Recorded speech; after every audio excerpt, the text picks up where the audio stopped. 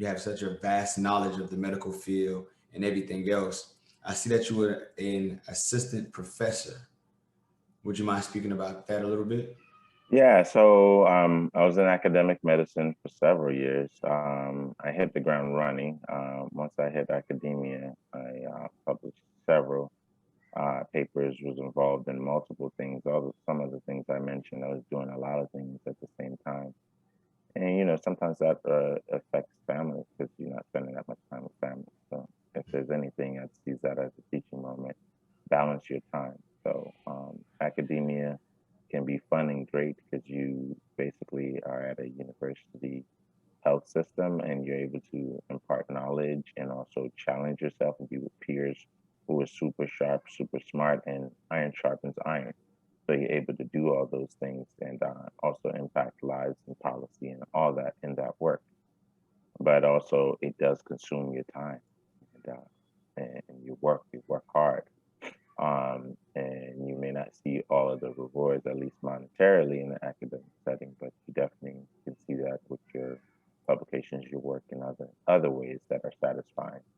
But also make sure you balance that time and you know, remember your families and, and if you have kids and things like that.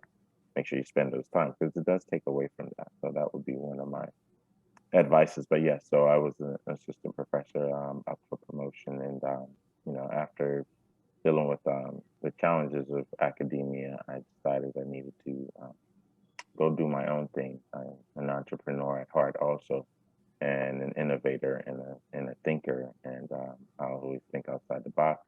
And while you follow rules, there's sometimes some rules don't always make sense, so you have to pave your own way, and then you go out on faith and you go do it, and that's what I've done. So I had to make my own way, and I haven't looked back since.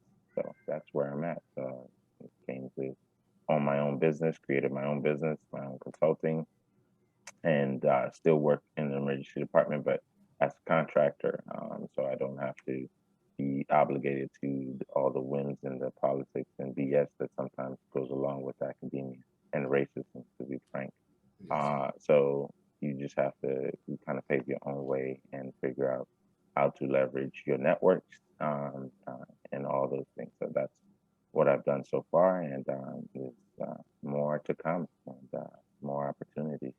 As long as it's doing good for the public, I'm all about that. Yes, sir. Yes, sir.